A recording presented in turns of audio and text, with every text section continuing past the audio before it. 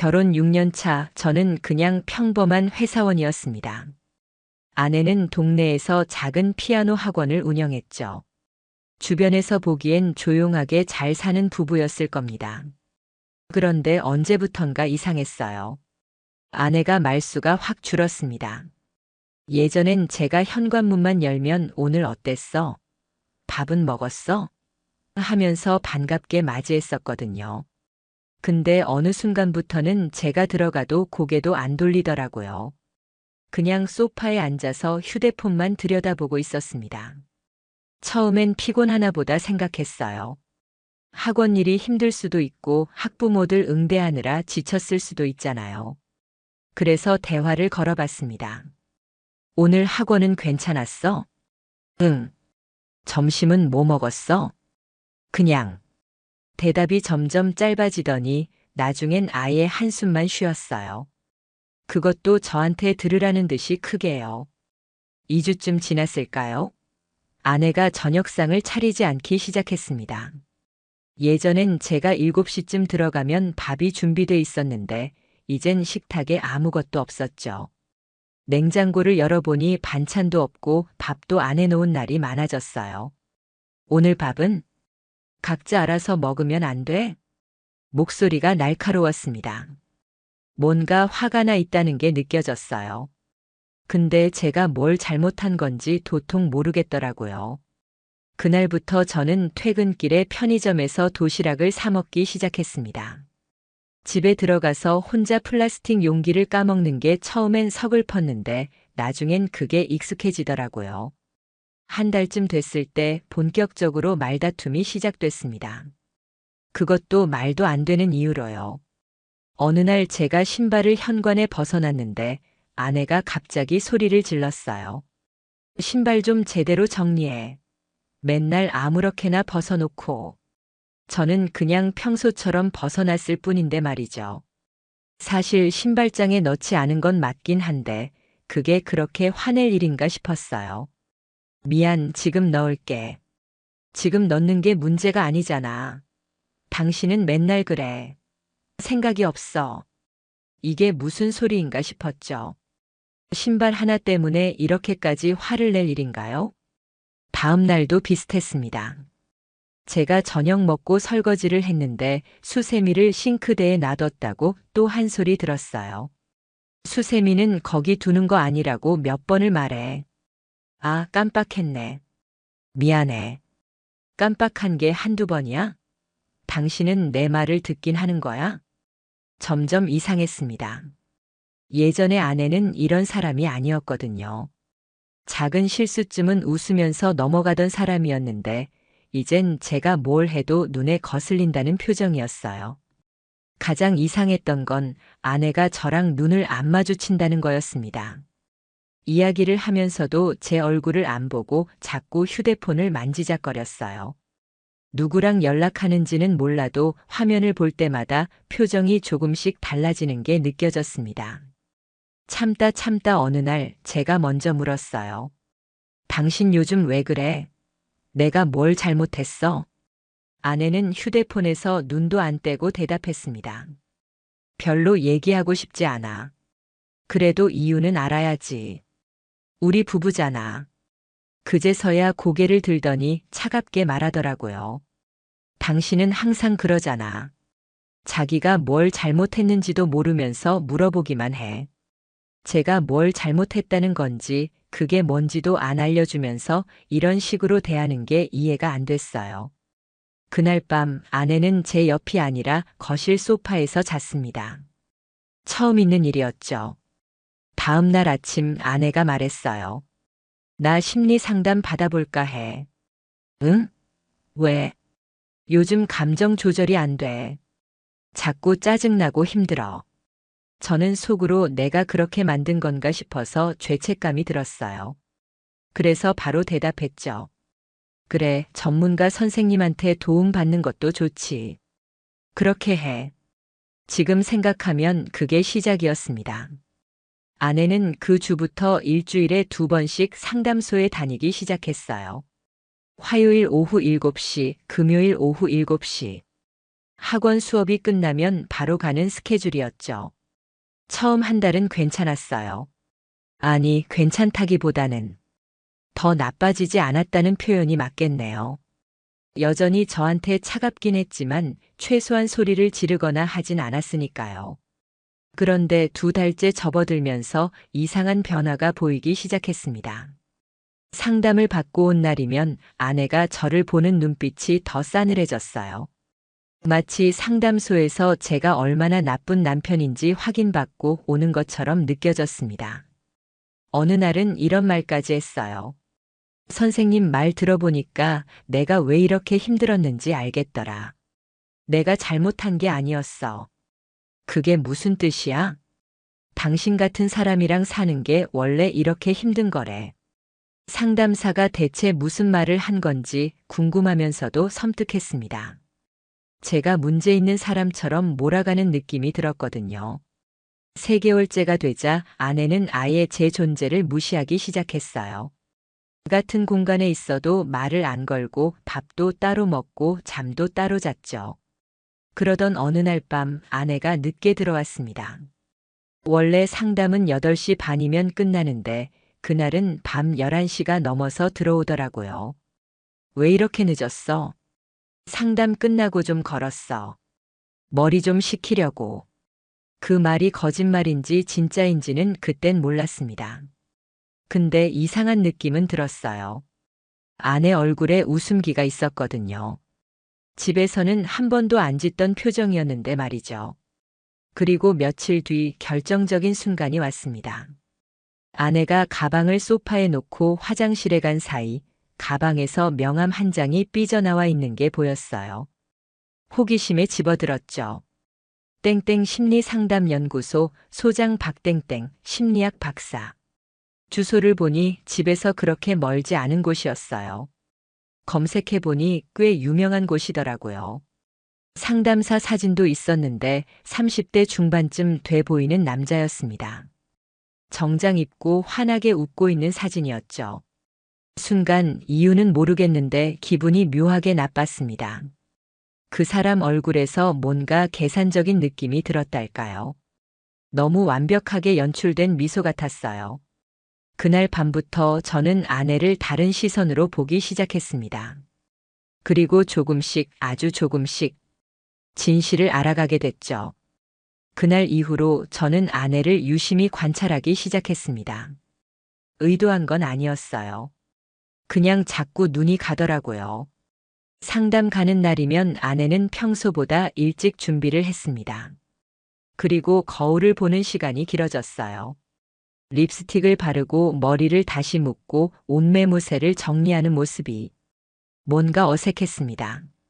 상담 받으러 가는 건데 왜 그렇게 신경을 쓰나 싶었거든요. 어느 화요일 저는 일부러 일찍 퇴근했습니다. 아내가 상담소에 가는 길을 한번 봐야겠다는 생각이 들었어요. 이유는 모르겠지만 뭔가 확인하고 싶었습니다. 명함에 적힌 주소로 가보니 생각보다 조용한 골목에 있는 빌딩이었어요. 1층은 작은 카페였고 2층에 상담소가 있었죠. 건물 앞 카페에 들어가서 창가 자리에 앉았습니다. 7시 10분쯤 아내가 걸어오는 게 보였어요. 빠른 걸음으로 건물 안으로 들어가더니 잠시 후 2층 창문에 불이 켜졌습니다. 저는 그대로 앉아서 기다렸어요. 커피를 시켜놓고 아내가 나올 때까지요. 8시 40분 상담이 끝났을 시간인데 아내가 나오지 않았습니다. 9시가 됐고 9시 반이 지났죠. 2층 불은 여전히 켜져 있었어요. 10시 10분쯤 드디어 건물 문이 열렸습니다. 아내가 먼저 나왔고 그 뒤로 남자가 따라 나왔어요. 명함 사진에서 봤던 그 상담사였습니다. 그런데 이상했어요. 두 사람 사이의 거리가 너무 가까웠습니다. 그냥 상담사와 내담자 사이의 거리가 아니었어요. 상담사가 아내 어깨 근처에서 뭔가 말을 하는데 아내가 고개를 숙이고 웃더라고요. 웃는 거예요. 집에서 한 번도 안 짓던 그런 표정으로. 두 사람은 건물 앞에서 5분 정도 더 서 있다가 각자 다른 방향으로 걸어갔습니다. 아내는 지하철역 쪽으로, 상담사는 반대편 골목으로요. 집에 돌아와서 아내에게 물었습니다. 오늘 상담 어땠어? 응, 괜찮았어. 좀 늦게 끝났네. 아, 오늘은 얘기할 게 좀 많아서. 거짓말은 아닐 수도 있어요. 실제로 늦게까지 상담했을 수도 있죠. 근데 그날 본 아내의 표정이 자꾸 머릿속에 떠올랐습니다. 집에선 절대 안 짓는 그런 얼굴이었거든요. 다음 주 금요일 저는 또 그 카페에 앉아 있었습니다. 이번엔 의도적이었어요. 확인하고 싶었어요. 아내는 똑같은 시간에 도착했고 상담은 똑같이 늦게 끝났습니다. 10시쯤 두 사람이 나왔는데 이번엔 더 이상했어요. 건물 앞에서 헤어지지 않고 함께 골목 안쪽으로 걸어갔습니다. 저는 자리에서 일어나 조심스럽게 따라갔죠. 두 사람은 골목 안쪽에 있는 작은 식당 앞에 섰습니다. 상담사가 문을 가리키며 뭐라고 하는데 아내가 고개를 가로저었어요. 그러자 상담사가 웃으면서 고개를 끄덕였고 두 사람은 다시 걸었습니다. 제 심장이 빠르게 뛰기 시작했어요. 이건 뭔가 이상하다는 걸 본능적으로 알았습니다. 두 사람은 큰 길로 나와서 택시를 잡았습니다. 함께요. 같은 택시에 탔어요. 저는 그 순간 어떻게 해야 할지 몰라 그냥 서 있었습니다. 택시가 떠나가는 걸 멍하니 바라봤죠. 집으로 돌아오는 길 머리가 복잡했어요. 설마 내가 이상하게 본 건가? 혹시 같은 방향이라서 택시를 같이 탄 건가? 스스로를 납득시키려고 했습니다. 밤 11시 반 아내가 들어왔어요. 왜 이렇게 늦었어? 친구 만났어. 오랜만에 봐서 얘기 좀 하다가. 처음 듣는 핑계였습니다. 상담 끝나고 친구를 만났다고요? 그것도 밤 11시 반까지. 무슨 친구? 학교 동창. 갑자기 연락 와서 근처에서 잠깐 봤어. 더 이상 묻지 않았습니다. 물어봤자 거짓말만 돌아올 것 같았거든요. 그날 밤 잠이 안 왔어요. 침대에 누워서 천장만 바라봤습니다. 옆에서 아내는 편하게 자고 있었죠. 그 모습을 보는데 화가 났습니다. 아니, 화라기보다는 배신감이 들었어요. 다음 날 점심시간, 저는 회사 친한 선배한테 조심스럽게 물어봤습니다. 선배, 혹시 사람 알아보는 거 있잖아요. 뭐라고 하죠? 탐정? 왜? 무슨 일 있어? 아니요, 그냥 궁금해서요. 선배는 웃으면서 대답했습니다. 요즘은 심부름 센터 같은 데서도 하던데? 근데 진짜 궁금해서 묻는 거 아니지? 말을 돌렸지만 선배는 눈치 빠른 사람이었어요. 퇴근 전에 카톡으로 연락처 하나를 보내왔습니다. 내 친구가 예전에 여기 썼대. 괜찮다던데. 조용히 처리해준다고 하더라. 그날 저녁 저는 그 번호로 전화를 걸었습니다. 통화 내용은 간단했어요. 사람 추적 가능한가요? 가능합니다. 어떤 경우신가요? 제 아내를 좀 확인하고 싶습니다. 상대방은 더 이상 묻지 않았습니다. 그저 만나서 얘기하자고 했죠. 이틀 뒤 저는 역 근처 작은 사무실에서 그 사람을 만났습니다. 40대 중반쯤 돼 보이는 남자였는데 생각보다 평범해 보였어요. 부인분이 특정 장소에 자주 가신다고요? 네, 일주일에 2번 상담소에 갑니다. 근데 상담 끝나고 늦게 들어와요. 상담소 주소 알려주시면 확인해 보겠습니다. 비용은 생각보다 비쌌어요. 하루에 20만 원씩, 일주일이면 100만 원이 넘었습니다. 근데 그 돈이 아깝지 않았어요. 진실을 알고 싶었거든요. 그 사람은 일주일 동안 아내를 따라다녔습니다. 상담소 앞에서 대기했다가 끝나는 시간에 맞춰 움직였죠. 일주일 후 다시 그 사무실에서 만났을 때 탐정은 봉투 하나를 건넸습니다. 열어보시죠. 봉투 안에는 사진이 여러 장 들어 있었어요. 날짜와 시간이 적혀 있었습니다. 첫 번째 사진, 아내와 상담사가 건물 앞에서 나란히 서 있는 모습이었습니다. 두 번째 사진, 두 사람이 골목 안쪽으로 걸어가는 뒷모습이었죠. 세 번째 사진, 작은 건물 입구 앞에 서 있는 두 사람. 상담사가 비밀번호를 누르고 있었어요. 네 번째 사진, 두 사람이 그 건물 안으로 들어가는 모습. 이 건물이 뭔가요? 오피스텔입니다. 저 상담사 명의로 등록돼 있어요. 다섯 번째 사진, 같은 건물 주차장에서 찍은 거였습니다. 시간은 밤 11시. 들어간 후 2시간 반 뒤에 나왔습니다. 둘 다 같이요. 손이 떨렸어요. 사진을 보는데 눈앞이 하얗게 변하는 느낌이었습니다. 확실한가요? 그 안에서 무슨 일이 있었는지까지는 확인 못했습니다. 하지만 일주일 중 4번 상담이 있었는데 3번은 저 오피스텔로 갔어요.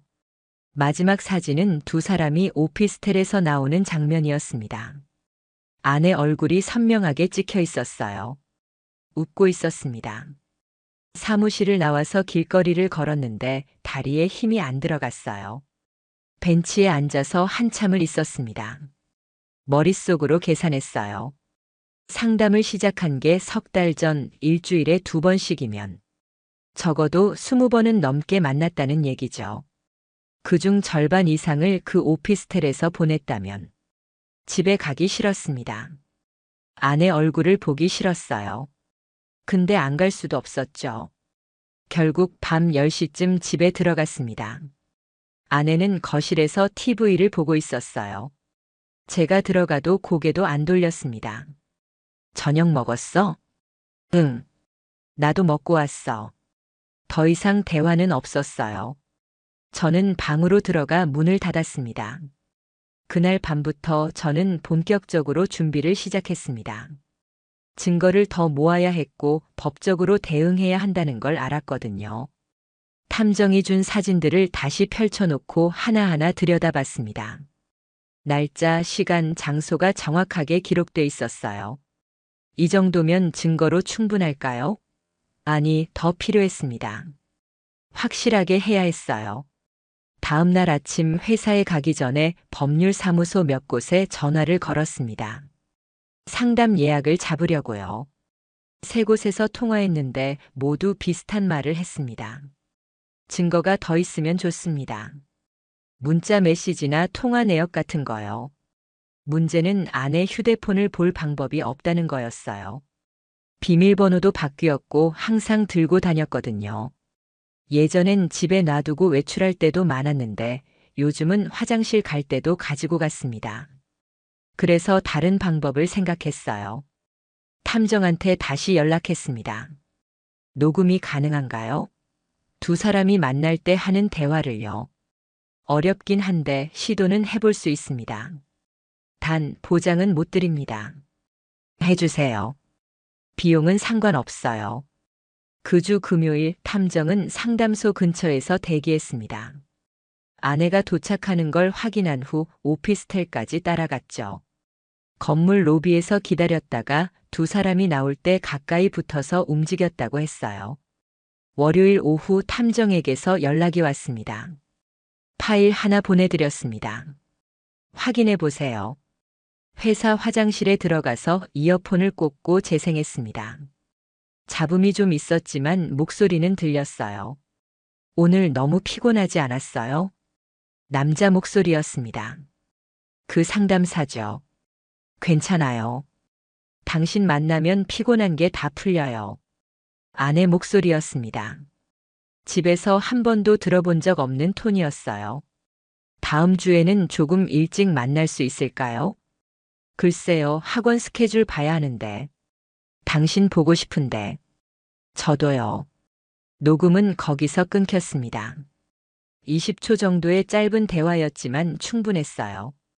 이건 상담사와 내담자의 대화가 아니었습니다. 화장실 칸 안에서 주먹으로 벽을 쳤습니다. 소리는 안 나게 그냥 세게요. 이가 갈렸어요. 6년을 함께 산 사람이 이럴 수 있나 싶었습니다. 그날 저녁 저는 법률사무소를 찾아갔습니다. 30대 후반으로 보이는 여자 변호사였어요. 사진이랑 녹음 파일 들어봤습니다. 충분히 소송 가능한 사안이에요. 어떻게 진행되나요? 먼저 이혼 소송과 위자료 청구를 준비합니다. 그리고 상대 남성한테는 별도로 손해배상 청구를 할 수 있어요. 금액은 어느 정도 나올까요? 케이스마다 다르지만 이 정도 증거면 최소 2천에서 3천 정도는 받을 수 있습니다. 부인 쪽 재산 분할도 최소한으로 낮출 수 있고요. 숫자가 중요한 게 아니었어요. 그냥 제대로 된 처벌이 필요했습니다. 상담사 자격증 같은 것도 문제 삼을 수 있나요? 당연하죠. 내담자와 사적인 관계를 맺는 건 윤리 위반입니다. 관련 협회에 신고하면 자격 정지나 박탈될 수 있어요. 그렇게 해주세요. 다 해주세요. 변호사는 고개를 끄덕였습니다. 준비하는데 2주 정도 걸립니다. 그동안 부인에게 눈치채이면 안 되니까 평소처럼 행동하세요. 평소처럼이라고요? 그게 가능할까요? 집에 돌아가니 아내는 소파에 앉아 있었습니다. 휴대폰을 보면서 웃고 있더라고요. 누구랑 메시지 주고받는 게 분명했어요. 뭐가 그렇게 웃겨? 고개를 들더니 표정이 싹 굳었습니다. 아무것도 아니야. 요즘 휴대폰 자주 보내. 원래 자주 봤는데? 왜 그래? 그게 문제야. 날카롭게 반응하더군요. 예전 같았으면 제가 물러섰을 겁니다. 근데 이젠 아니었어요. 아니, 그냥 물어본 거야. 그날 밤 아내는 또 거실에서 잤습니다. 다음 주 화요일 저는 일부러 아내보다 먼저 나왔습니다. 그리고 상담소 근처로 갔어요. 이번엔 탐정 없이 제가 직접 보려고요. 7시가 조금 넘었을 때 아내가 도착했습니다. 건물 안으로 들어가는 걸 확인하고 저는 맞은편 편의점에서 기다렸어요. 8시 반, 9시, 9시 반. 시간이 흘렀습니다. 제 안에서 뭔가가 끓어오르는 게 느껴졌어요. 10시 10분쯤 두 사람이 나왔습니다. 나란히 걸으면서 뭔가 얘기하고 있었어요. 그 상담사가 아내 어깨 쪽에 손을 가까이 대는 게 보였습니다. 닿지는 않았지만 거의 닿을 듯 말 듯한 거리였죠. 저는 그 순간 뛰쳐나가서 소리라도 지르고 싶었어요. 근데 참았습니다. 변호사가 그랬거든요. 지금 대면하면 증거가 오히려 불리해질 수 있다고요. 두 사람은 택시를 탔고 저는 그대로 서서 차가 사라지는 걸 봤습니다. 집으로 돌아오는 지하철 안에서 옆자리 사람들이 전부 행복해 보였어요.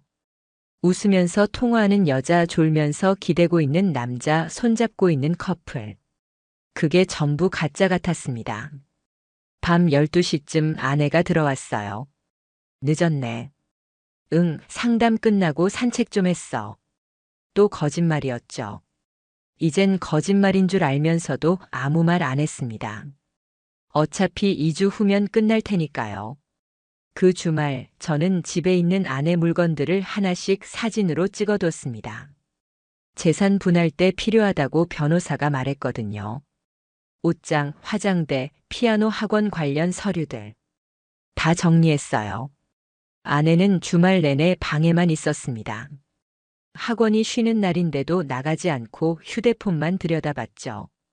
일요일 저녁 거실에서 우연히 마주쳤을 때 아내가 먼저 말을 걸었습니다.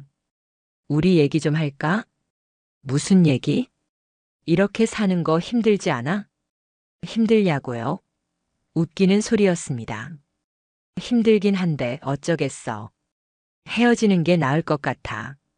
그 순간 제 안에 있던 뭔가가 터질 뻔했어요. 근데 꾹 눌렀습니다. 갑자기 왜 그런 얘기를 해? 갑자기가 아니야. 나도 오래 생각했어. 우린 안 맞는 것 같아. 상담 선생님이 그렇게 말하던가. 아내 표정이 굳었습니다.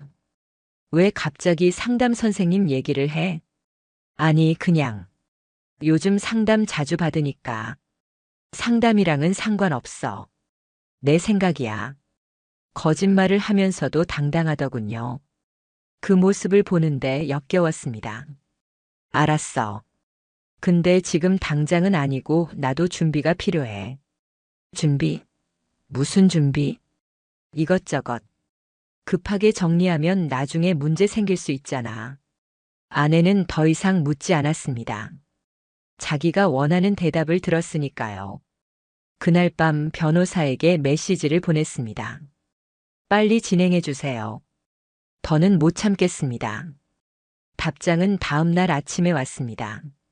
이번 주 금요일에 서류 완성됩니다. 다음 주 월요일에 송달 들어갑니다.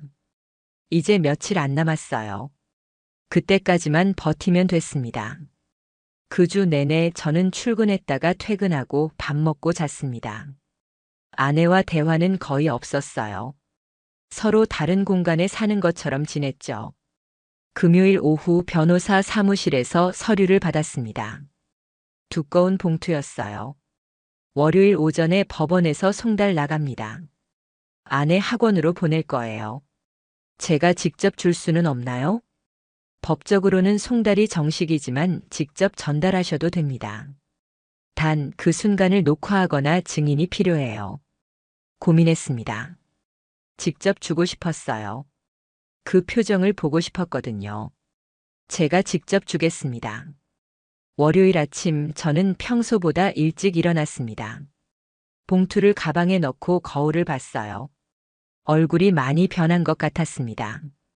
눈 밑에 다크서클이 짙어졌고 뺨도 좀 꺼진 것 같았죠. 아내는 아직 자고 있었어요. 침실 문을 열고 들여다봤습니다.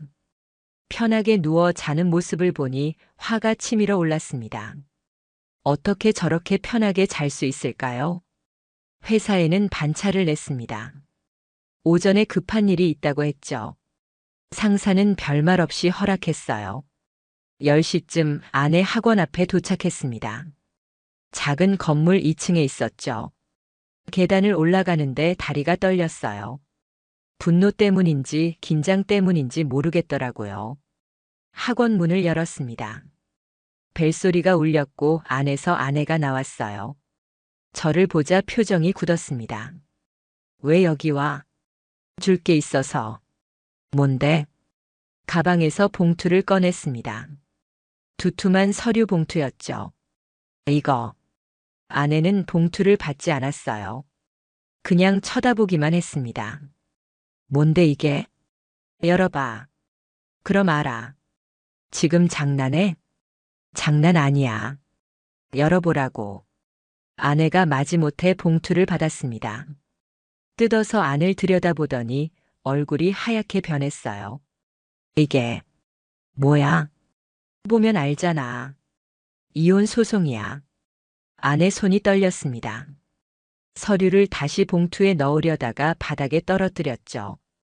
갑자기 왜 이래? 내가 헤어지자고 한 건 맞지만. 갑자기? 석 달 전부터 준비했어. 무슨 소리야? 박땡땡. 그 사람 알지? 그 순간 아내 얼굴에서 핏기가 완전히 사라졌습니다. 어떻게 알았냐고. 다 봤어. 사진도 있고 녹음도 있어. 오피스텔 드나드는 것도 다 찍혔어. 아내가 뒤로 비틀거렸습니다. 의자를 잡고 겨우 중심을 잡더라고요. 잠깐만 얘기 좀 하자. 오해야. 오해? 2시간씩 오피스텔에 있는 게 오해야? 보고 싶다고 말하는 게 오해야? 그건 변명하지 마. 다 끝났어. 서류 보면 알겠지만 위자료 3천만 원 청구했어. 그 사람한테는 별도로 2천 더 청구했고. 아내가 주저앉았습니다. 바닥에 털썩 앉더니 고개를 떨궜어요. 제발. 한 번만. 한 번? 몇 번을 만났는데? 20번 넘게 만났잖아. 더 이상 볼 게 없었습니다. 돌아서서 나오려는데 아내가 뒤에서 소리쳤어요. 당신이 날 이렇게 만든 거야. 당신이 날 무시했잖아. 발을 멈췄습니다. 돌아봤죠. 내가 무시했다고? 내가 뭘 잘못했는데? 당신은 내 얘기를 들어준 적이 없어. 맨날 회사 일만 중요하고. 웃음이 나왔어요. 비웃음이었죠. 그래서 다른 남자 만난 거야? 그게 이유야? 미안해. 미안하다고 끝나는 거 아니야. 법정에서 보자. 학원을 나와서 계단을 내려갔습니다. 밖으로 나오니 햇빛이 눈부셨어요. 근데 기분은 전혀 개운하지 않았습니다. 속이 쓰리고 메스꺼웠죠. 그날 오후 변호사에게서 연락이 왔습니다. 상대방 남성분 박땡땡 씨 쪽에도 서류 송달 완료됐습니다. 반응은요? 변호사 선임했다고 연락 왔습니다. 아마 이번 주 안으로 답변서 나올 거예요. 얼마나 걸릴까요? 빠르면 2달, 길면 3달 정도 봐야 합니다. 생각보다 긴 시간이었어요. 근데 상관없었습니다. 끝까지 갈 생각이었으니까요. 그날 저녁 집에 들어가니 아내가 없었습니다. 짐도 몇 개 없어진 것 같았어요. 옷장을 열어보니 옷 절반이 사라졌더라고요. 테이블 위에 메모지가 하나 놓여 있었습니다. 당분간 밖에서 지낼게. 연락하지 마. 찢어버렸습니다. 그리고 쓰레기통에 던졌죠. 혼자 있는 집이 이렇게 넓었나 싶었어요. 거실에 앉아서 멍하니 TV를 켰습니다. 무슨 프로그램인지도 모르겠더라고요. 그냥 소리만 들렸어요. 핸드폰이 울렸습니다. 모르는 번호였어요. 받았습니다.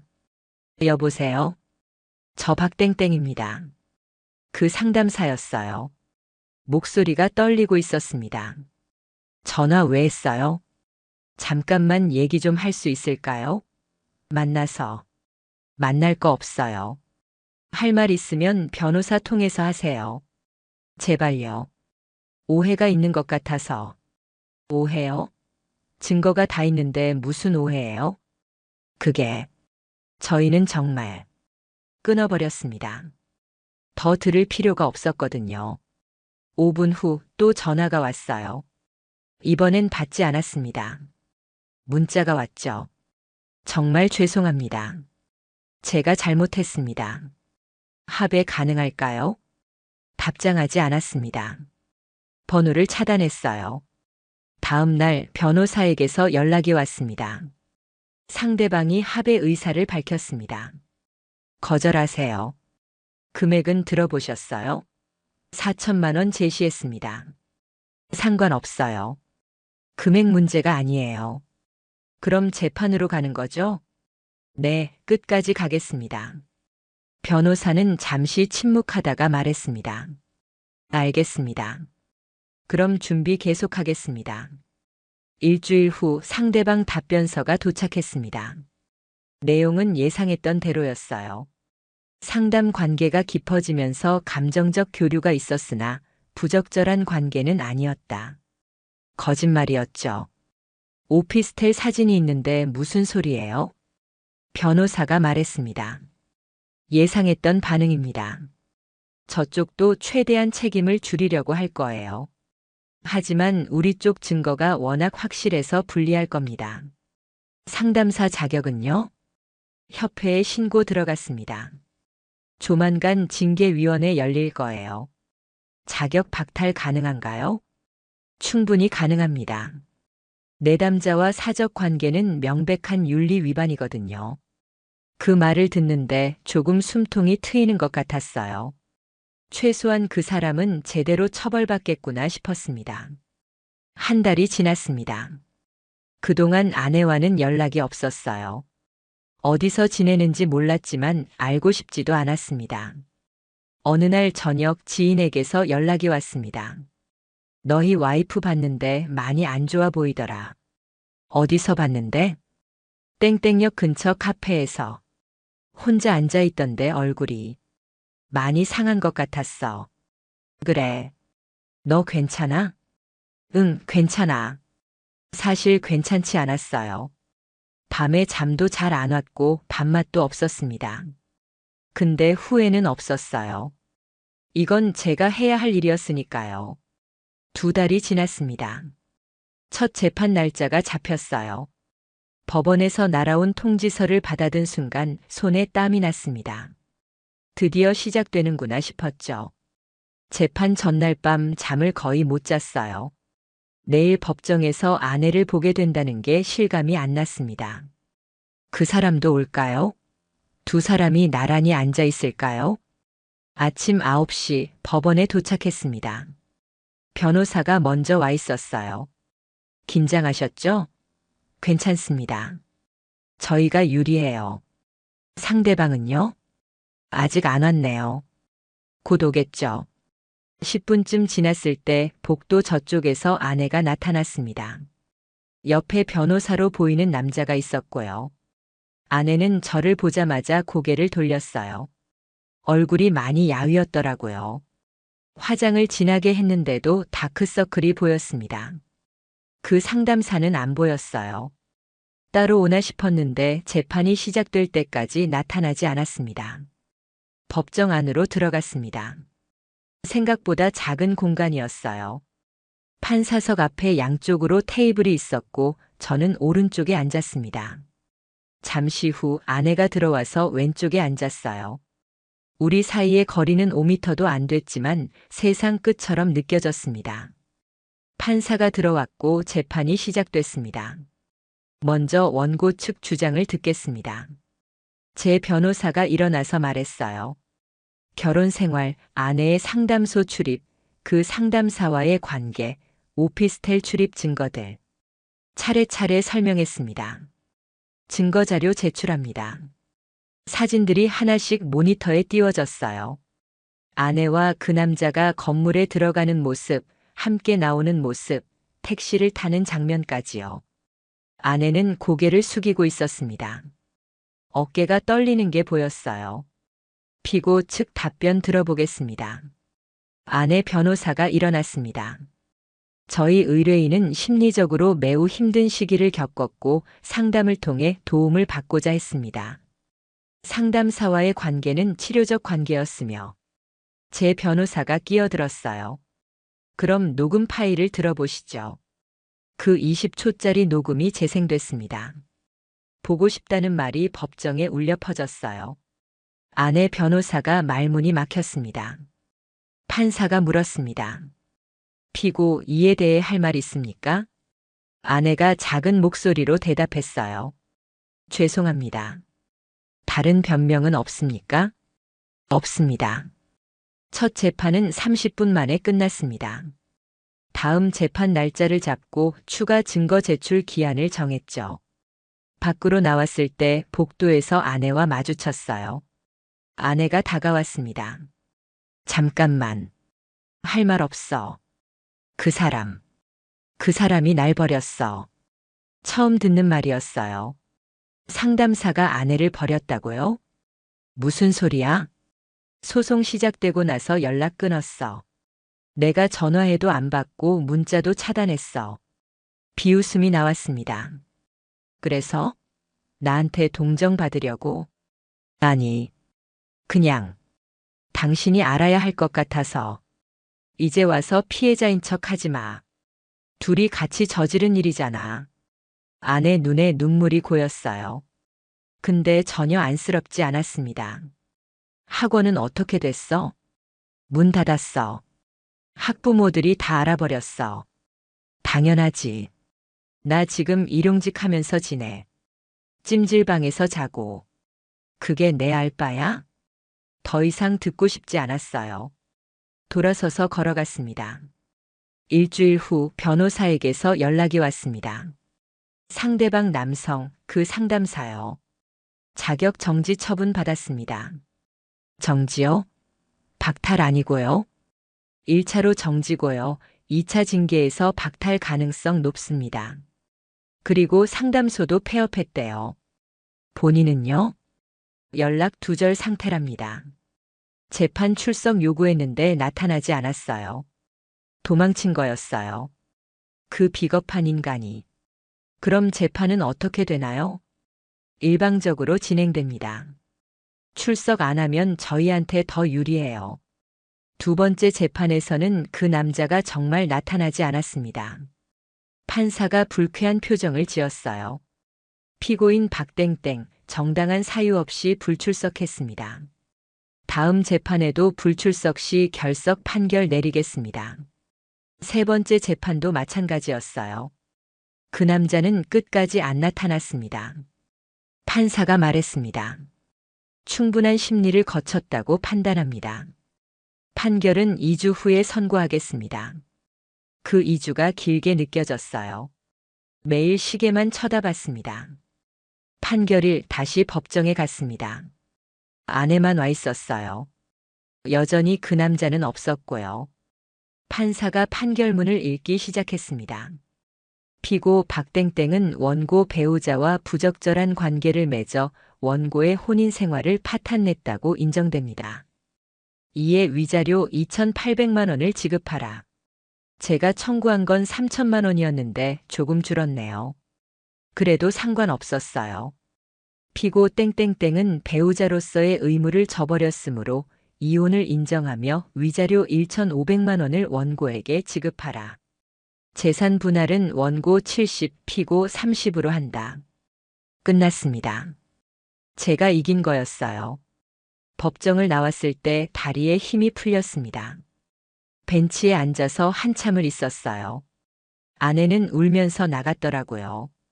변호사가 부축해서 데리고 나가는 모습이 보였습니다. 그날 저녁 혼자 소주를 마셨어요. 집에서 혼술은 처음이었죠. 취하고 싶었는데 안 취하더라고요. 다음 날 지인에게서 연락이 왔습니다. 그 상담사 지금 땡땡 시장 근처에서 전단지 돌린다던데. 정말요? 응, 내가 직접 봤어. 어떤 학원 전단지 나눠주는데 사람들이 다 피하더라. 얼굴 아는 사람들이 많잖아. 인과응보였어요. 사람들의 마음을 망가뜨린 대가를 이렇게 받는 거죠. 아내는요? 어떻게 지낸대요? 모르겠어. 연락 안 하니까. 근데 학원 자리에 다른 업체 들어온다더라. 다 무너진 거예요. 아내가 그렇게 아끼던 학원도 그 남자의 상담소도 전부요. 한 달 후 위자료가 입금됐습니다. 아내 쪽에서 1,500만 원이 들어왔어요. 그 남자 쪽은 아직이었습니다. 변호사가 말했습니다. 박땡땡 씨 재산 압류 절차 들어갔습니다. 조만간 받으실 수 있을 거예요. 재산이 있나요? 많지는 않지만 차량이랑 예금 좀 있습니다. 다 압류했어요. 그것도 빼앗긴 거네요. 모든 걸 잃은 거죠. 저는 그 돈을 받고도 기쁘지 않았어요. 그냥 허전했습니다. 6년이라는 시간이 이렇게 끝나는구나 싶었죠. 판결 확정 후 석 달이 지났습니다. 위자료는 절반 정도 받았어요. 아내 쪽에서 1,500만 원 전부 들어왔고 그 남자 쪽에서는 1,000만 원만 입금됐습니다. 나머지는 강제 집행으로 받게 된다고 변호사가 말했죠. 차량 압류하고 예금 계좌 동결했습니다. 2개월 안에 나머지 금액 받을 수 있을 거예요. 돈이 중요한 건 아니었어요. 그냥 그들이 제대로 대가를 치르는지 확인하고 싶었습니다. 어느 날 오후 회사 선배에게서 전화가 왔습니다. 너 그 상담사 맞지? 박땡땡. 네, 왜요? 방금 땡땡역 지하 상가에서 봤는데 휴대폰 케이스 파는 좌판에 앉아 있더라. 정말요? 응. 처음엔 얼굴이 익어서 누군가 했는데 생각해보니 그 사람이더라. 완전 다른 사람 됐어. 머리도 길고 옷도 남루하고. 그 말을 듣고 점심시간에 그 역으로 갔습니다.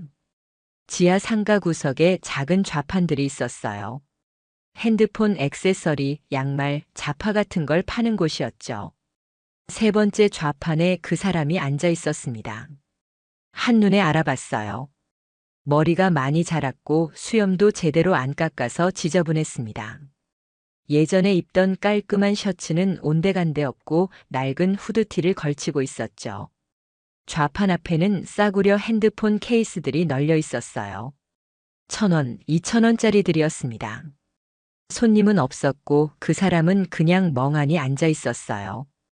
제가 다가가자 그 사람이 고개를 들었습니다. 눈이 마주쳤어요. 놀란 표정이더니 급히 고개를 숙였습니다. 오래간만입니다.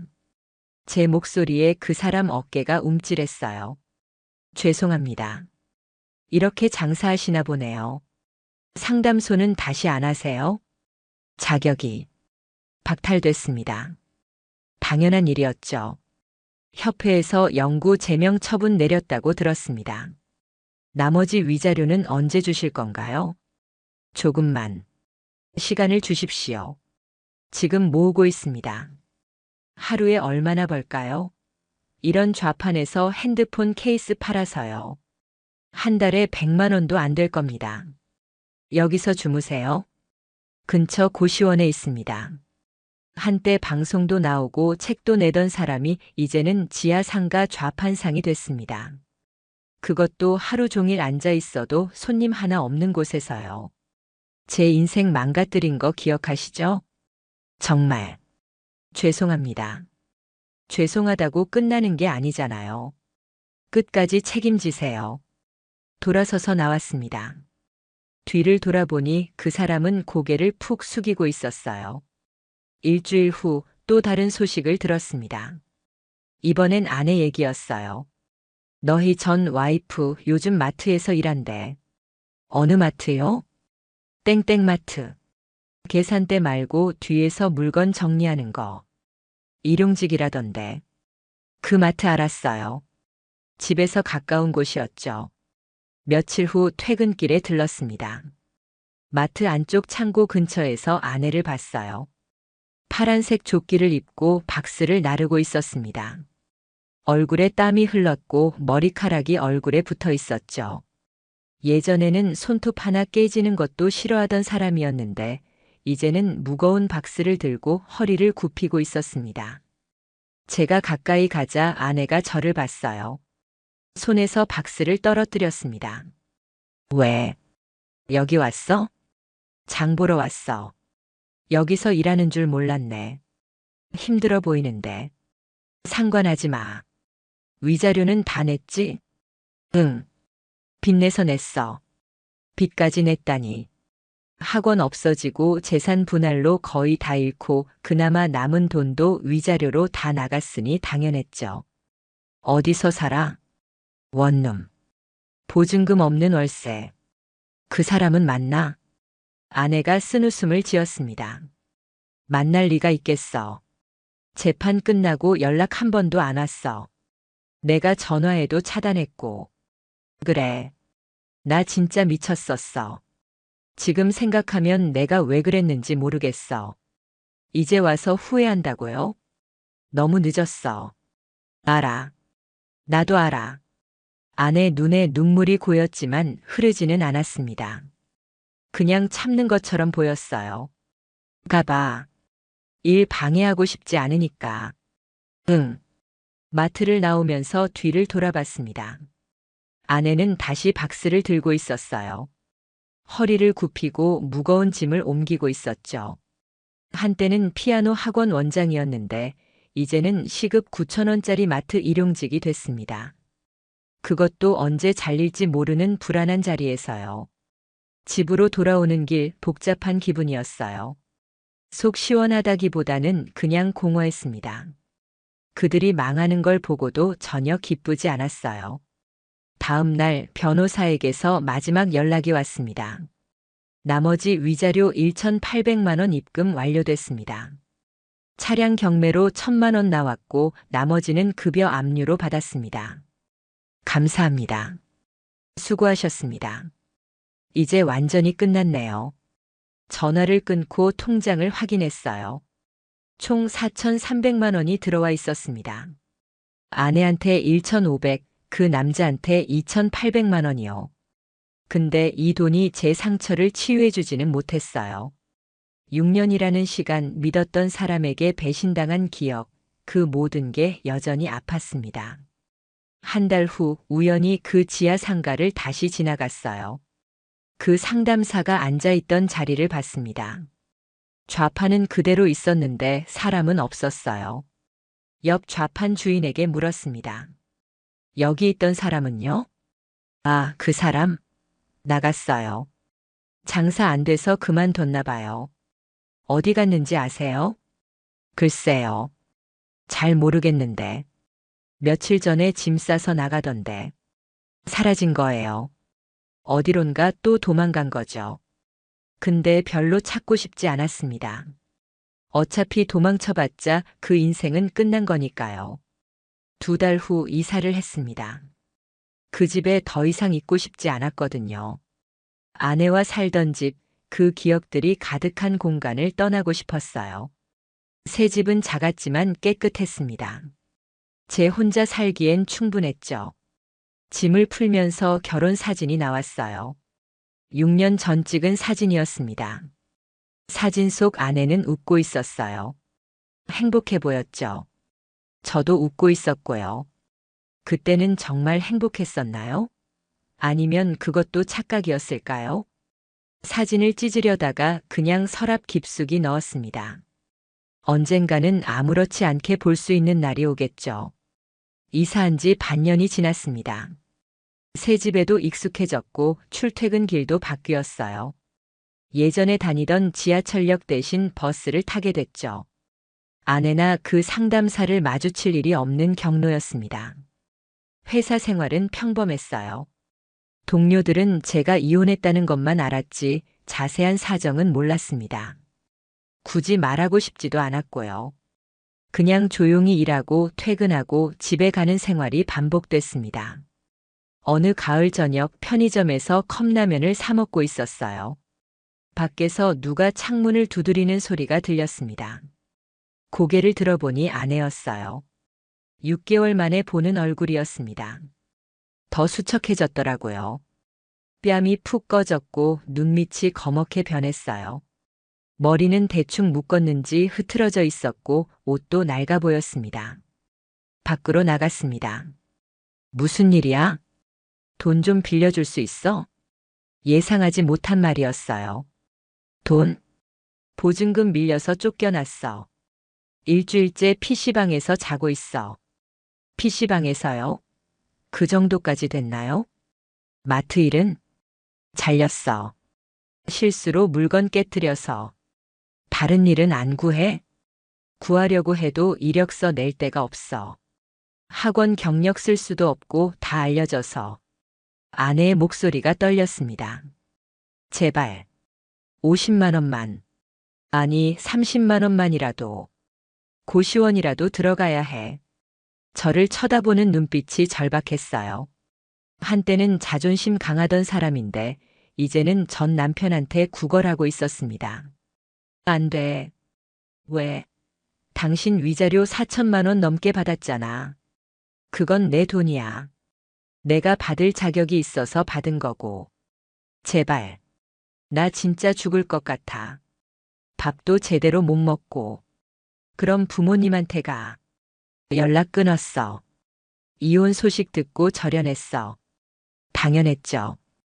딸이 불륜으로 이혼당했다는 걸 알면 어떤 부모가 받아주겠어요? 친구들은 다 피해. 아무도 내 전화 안 받아. 아내는 완전히 고립됐습니다. 가족도 친구도 직장도 집도 없었어요. 그야말로 바닥이었죠. 미안하지만 못 도와줘. 당신, 정말 이럴 거야? 내가 왜 도와줘야 해? 나한테 그렇게 한 사람이. 아내 눈에서 눈물이 흘렀습니다. 큰 소리로 울지는 않았어요. 그냥 조용히 눈물만 흘렀습니다. 알았어. 미안해. 돌아서서 가는 뒷모습을 봤습니다. 터벅터벅 걷는 게 힘없어 보였어요. 예전에는 하이힐 소리가 경쾌하게 났었는데 이제는 낡은 운동화를 질질 끌며 걷고 있었습니다. 편의점으로 돌아와 앉았는데 컵라면이 식어 있었어요. 먹을 생각이 안 나서 그냥 버렸습니다. 집으로 돌아오는 길 복잡한 감정이 들었어요. 동정심? 아니었습니다. 죄책감? 그것도 아니었어요. 그냥 허무했습니다. 2달 후 지인에게서 연락이 왔습니다. 너희 전 와이프 지방 내려갔다던데? 어디로? 부산인가? 거기서 식당 설거지 일 구했다고 하더라.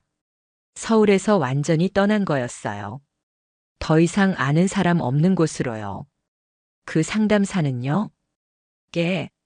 걔는 진짜 소식이 없어. 아예 잠적한 것 같던데. 그렇게 두 사람은 제 삶에서 완전히 사라졌습니다. 1년이 지났습니다. 이제는 그 일을 생각하는 횟수가 많이 줄었어요.